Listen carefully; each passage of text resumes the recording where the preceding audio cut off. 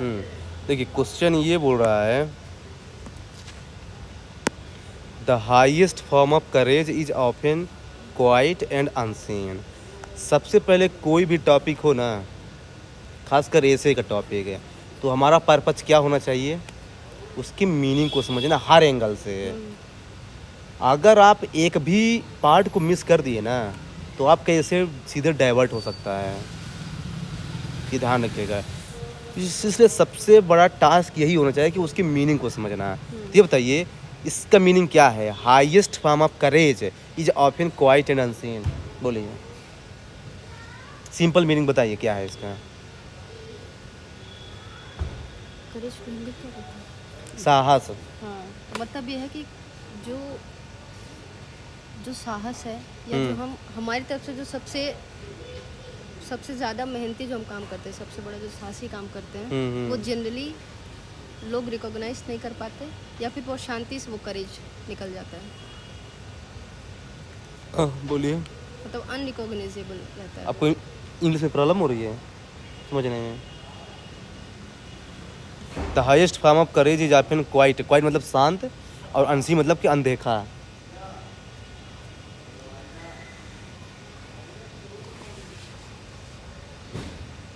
शांति का सबसे बड़ा, देखिए मैं इसको सिंप्लीफाई करता हूँ। देखिए जानते क्या है, करेज के कई सारे फॉर्म होते हैं, ठीक ना। जैसे फिजिकल करेज हो गया, मोरल करेज हो गया, इमोशनल करेज हो गया। फिजिकल करेज जैसे मतलब ये हो गया कि जैसे मतलब जो है ना, भगत सिंह जैसे लोग देश के लिए है ना, लोगों ने बम फेंका, बाद में शहीद हो गए, ये उनका फिजिकल करेज था। लेकिन जानते क्या है, एक करेज मोरल भी होता है। जैसे ये बताइए, कोई आदमी कैंसर से पीड़ित है, फिर भी जी रहा है वो, तो उसका करेज ही तो है। वो चाहे तो दवाई खा के मर जाए, फिर वो जी रहा है। डिप्रेशन में खुद को झेल रहा है, लव फेलियर मान लीजिए किसी का है, तब भी जी रहा डिप्रेशन में, गर्लफ्रेंड छोड़ के चली गई, ये लिखा है, तब भी जी रहा है। तो मतलब कि ये बोल रहा है कि इन सब करेज में से जितने भी करेज के फॉर्म है ना, उसमें से जो हाईएस्ट है ना, वो है क्वाइट और अनसीन। मतलब कि जरूरी नहीं कि जो करेज बहुत ज़्यादा पॉपुलर होता है वो सबसे हाईएस्ट हो। जो करेज साइलेंट है ना, वो भी सबसे हाईएस्ट हो सकता है। जैसे मोरल हो गया या फिर स्पिरिचुअल हो गया। जैसे आप देख लीजिए मलाला यूसुफजाई, उसने टेररिस्ट लड़ा नहीं लड़ा, लेकिन उसने मोरल करेज को दिखाया कि नहीं मैं गर्ल्स को एजुकेट करूंगी। तो परफेक्ट एग्जाम्पल है उसका। गांधी का सत्याग्रह देख लीजिए, उनके पास कौन फिजिकल ताकत थी, कुछ नहीं, पर मोरल करेज था। तो ये सोचे ना एग्जाम्पल इसमें आपको लिखना पड़ेगा। ये कहना चाहता है ये बेसिकली कि द हाइट हम करेज इज ऑफन। सबसे पहले टास्क सही होना चाहिए, हर एंगल से टॉपिक को समझिए कि टॉपिक कहना क्या चाहता है। अब जैसे इन्होंने इंट्रोडक्शन में क्या लिखा है कि there was a prolonged famine outbreak happened, he got opportunity to capture the scenario of famine at South Africa. आपने क्या लिखा है इंट्रोडक्शन बताइए।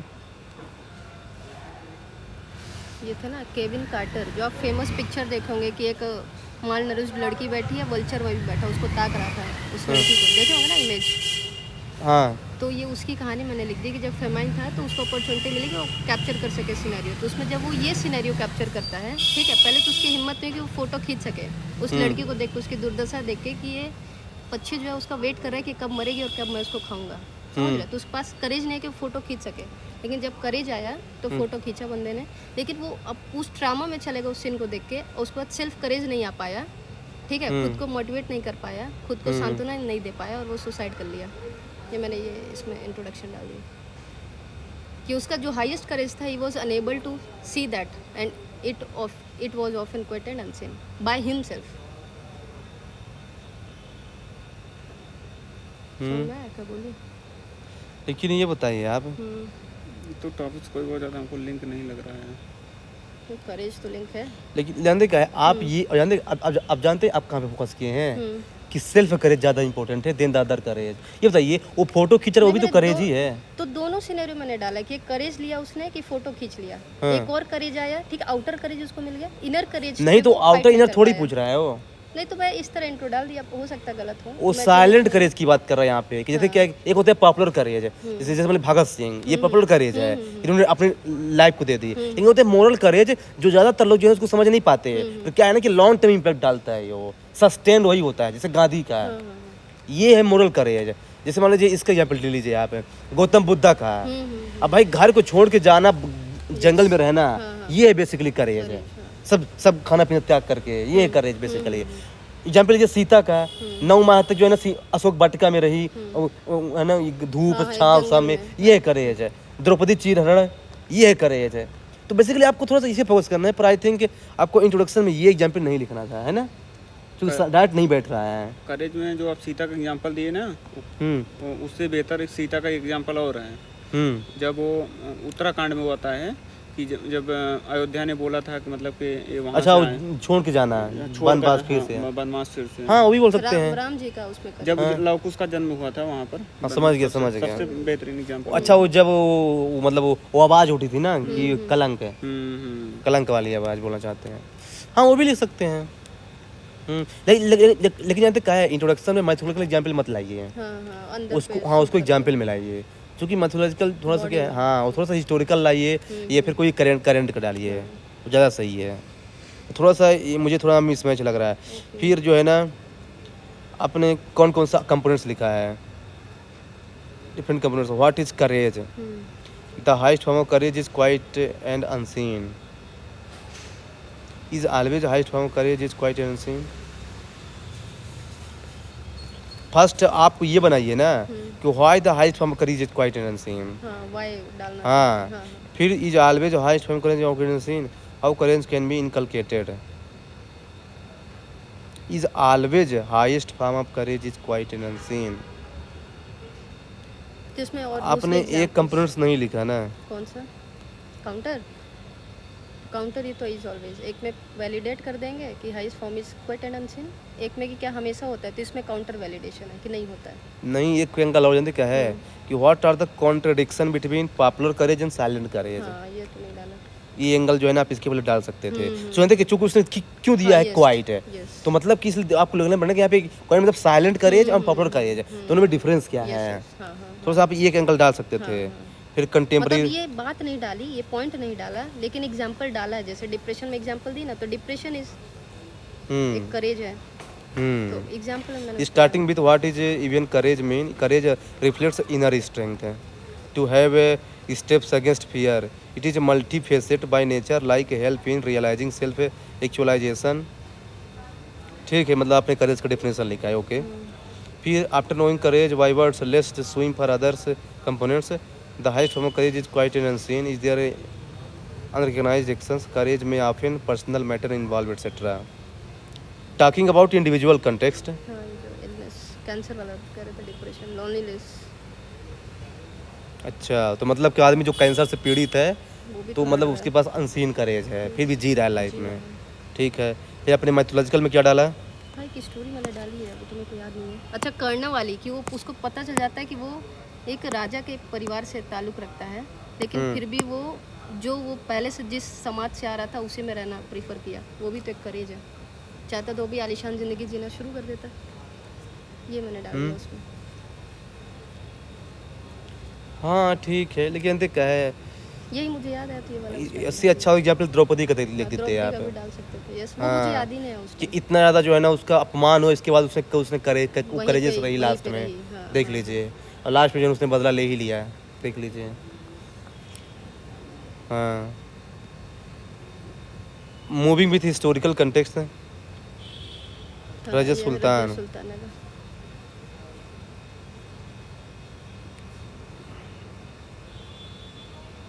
तो इसका कैसे करेज से लिंक किया है? इसको कैसे लिंक किया है हम्म कि मतलब उसके पास करेज था कि वो बहुत अच्छी रूलर बन सकती थी, लेकिन इसके पहले कि वो अपने आप को इस्टेब्लिश कर पाती, लोग उसके करेज को पहचान नहीं पाए, उसको वहाँ से हटा दिया, रास्ते से मार दिया। तो यहाँ पे उसकी बड़ाई करना चाहिए ना, आप उसको बड़ाई कहाँ की है? रजिया सुल्तान का एग्जाम्पल डाल दिया। आपको यहाँ पे ये प्रूव करना है कि वो कैसे? करेज कैसे बेनिफिट किया है। अनसीन था फिर भी बेनिफिट किया। ओके, आपने इसको ओके, आपने आधा हो गया। हाँ अच्छा, आप- वैलिडेट हाँ, आपने वैलिडेट कहाँ किया? आर्गुमेंट। अच्छा, ठीक है, नहीं, नहीं, एग्जाम्पल हाँ। हाँ, आर्गुमेंट नहीं लिखा है कि कैसे हो गया वो करेज।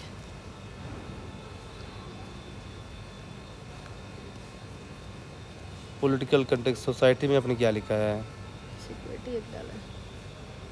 सोसाइटी में ये तो वो हो गया ना, ये तो सीन होता है। सिक्योरिटी ये तो सीन होता है ना, वो बोल रहा है अनसीन करेज होना चाहिए। ये बताइए।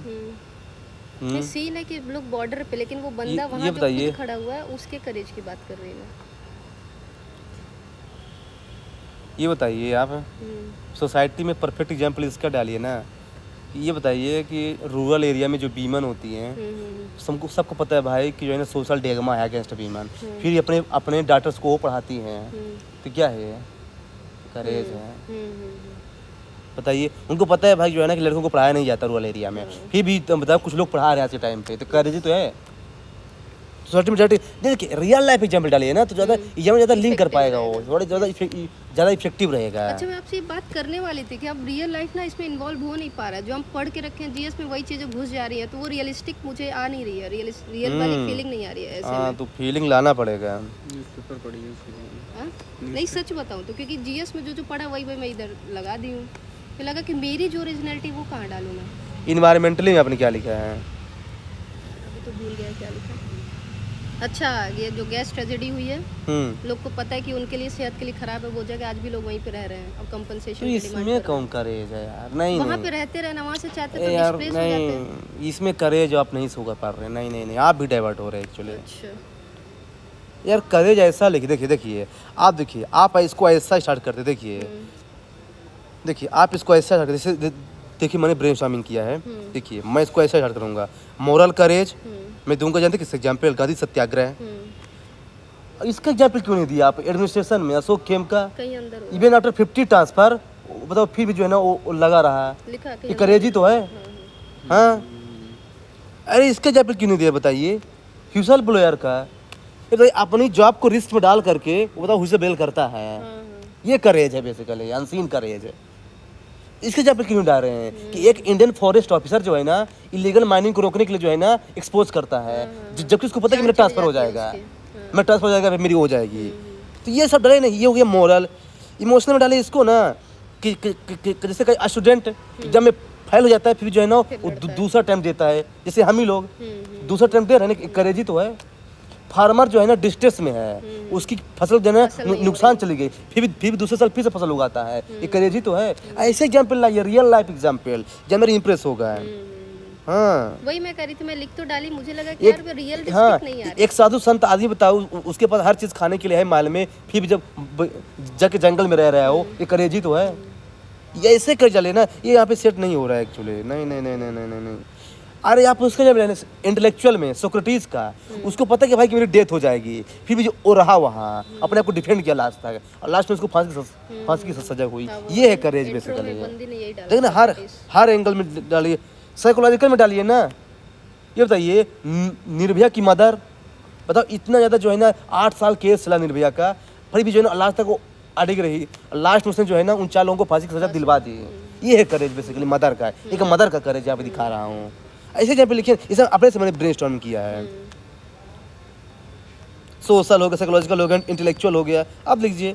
ये थोड़ा क्या है ना, एग्जाम्पल सेट नहीं बैठ रहे हैं आपके यहाँ। 2-3 एग्जाम्पल मैंने देखा ना, कुछ एग्जाम्पल ठीक है, लेकिन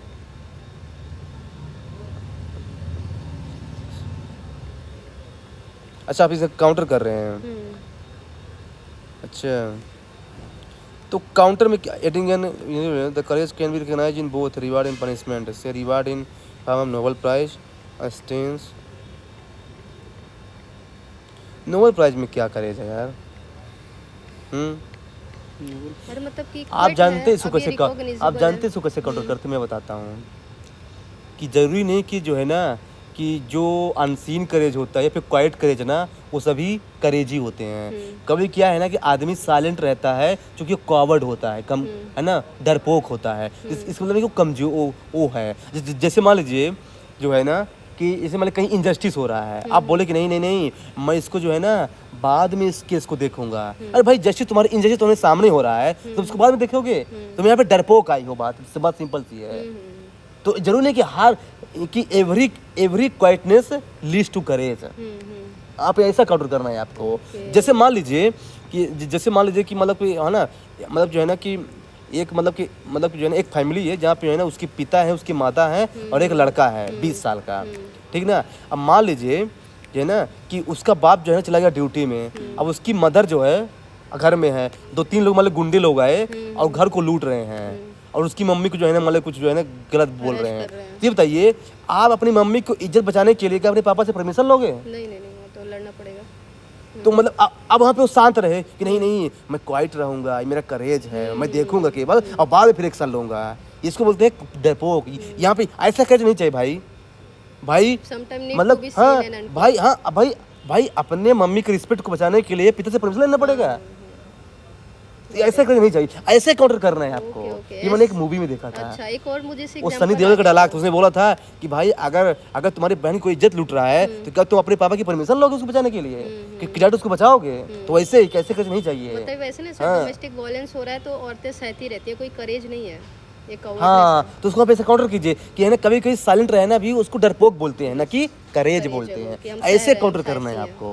समझ गई। ये है डीप इनसाइड। तो मैं वही करिए, बहुत टेक्निकल मेरा हो जा रहा है, पता नहीं मैं कहाँ पे रियलिस्टिक लाऊंगा, समझ नहीं तो जानते क्या आप सीधे लिखना स्टार्ट कर दिए होंगे।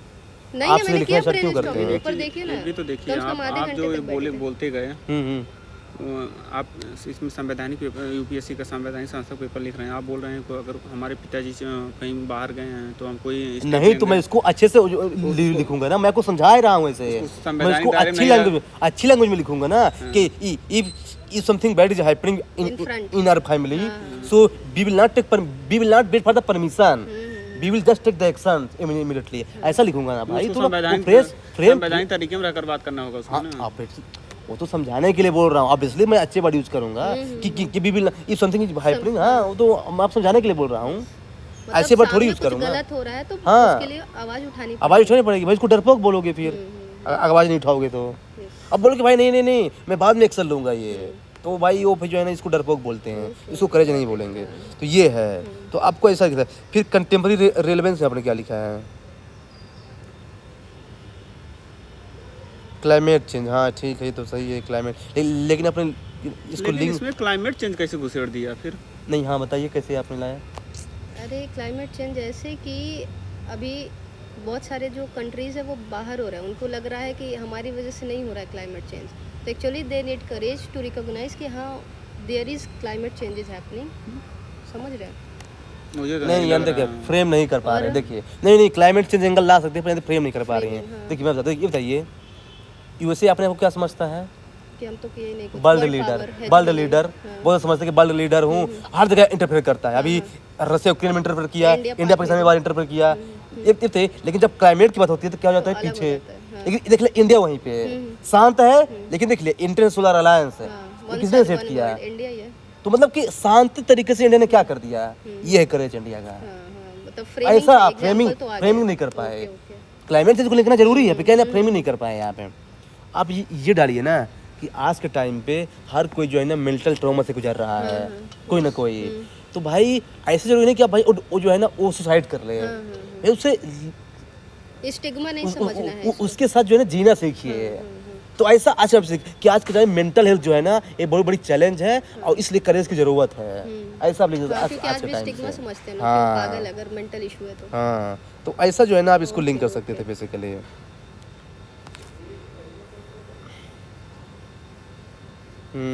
यहाँ तक कि इसमें लिख दीजिए कि जो जो आईएएस ऑफिसर होता है उसको क्या बोला जाता है कि जो आपको मिला है आर्डर, आपको बस उसको अप्लाई करना है, आप अप्लाई करना है, है ना? ये बताइए नाम किसका रहता है जो करता है? तो पॉलिटिशियन का। लेकिन करता कौन है? ब्यूरोक्रेट्स। तो शांत रहता है लेकिन अल्टीमेटली किसका हाथ रहता है?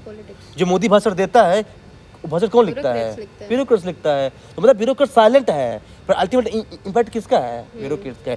तो आज टाइम कितना रेलेवेंट है, ऐसा लिख सकते थे यहाँ पे। देख रहे कितना डीप जाना पड़ता है इसे लिखने के लिए। आपने कंक्लूजन क्या लिखा है? The courage is like a, और उससे कैटरपिलर की जो लाइफ साइकिल होती है उससे जोड़ दिया मैंने। वो मेरे को उस टाइम याद आ गया था। Like butterfly bird. भी समझाइए एक बार, नहीं समझ में आ रहा मेरे को। पढ़िए पहले।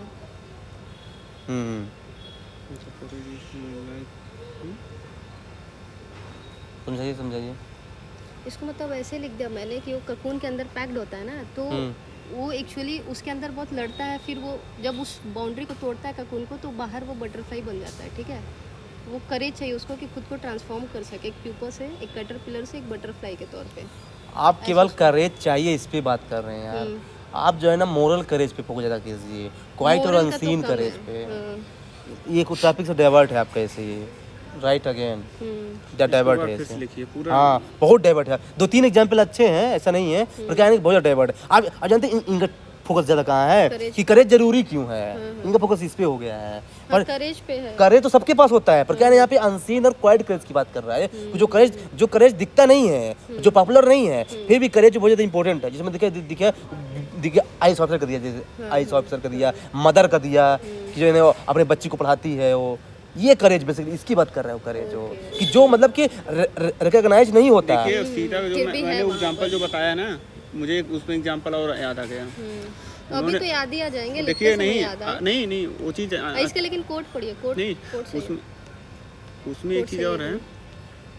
बोले। सीता जब जा रही थी ना, जब वो भवन छोड़ रही थी ना, तो जो मंदिर था उसमें भगवान विष्णु का, तो उसमें बोली थी कि मतलब कि मैं अपने गर्भ धारण करके जा रही हूँ, लेकिन मैं हमको इतना क्षमता है कि हम इस जो वंश परंपरा है जो उस पर हाँ आँच नहीं आने दूंगी। नहीं आँच नहीं आने दूंगे, करें हम जो हमारे बालक मतलब इससे भी ऐसे महारथी तैयार को- करूंगी कि हाँ मतलब कि जो है ना कि वो नहीं होगा, मतलब कि हाँ, हाँ इससे तो उन्होंने बाद में साबित नहीं किया, उसमें दिखाया नहीं किया कि मतलब कि जब लक्ष्मण आते हैं सबको हरा दिए। सबको हरा दिए। हाँ। ये करेज ही था उनका। हाँ लिख सकते हैं। इंट्रो में इसको मैं लिख सकता हूँ। लिख सकते हैं। वो जब वो हाँ गर्भ आपका क्या है conclusion? The cost of being wrong is less than the cost of doing nothing. मतलब आप ये कहना चाहते हैं कि कुछ न करने से अच्छा है कुछ भी करो। ये रिलेवेंट है, बताइए। क्या कर रहे हो? कुछ न करने से अच्छा है कि कुछ भी करो, नहीं ये नहीं मतलब है, फिर से इसका मतलब यही है। कहने का मतलब इसका मतलब यही है, the cost of being wrong is less than the cost of being doing nothing. नहीं ये ठीक नहीं हाँ। है, इस पर बैठ नहीं रहा है। करेज पे ही लगता है, ये भी करेज को ही दिखा रहा है। करेज 2-4 गूगल कर लिए होते आ गया होता। जानते करेज पे क्या है? मुझे एक कोट याद आ रहा है, अच्छे से याद नहीं, पर उसको एक्सप्लेन करता हूँ। उसने ये कहा था, कहा है कि जो है ना कि देखिए करेज जो है ना, there can be various form of courage है ना, लेकिन अच्छा, क्या है ना, गांधी जी का है शायद। है ना, लेकिन क्या है ना कि जो है ना कि एक करेज जो होता है कि जो है ना जो अभी हमको तुरंत रिजल्ट नहीं देगा, पर क्या है ना वो करेज हमको ये दिखाता है कि we will try for next time.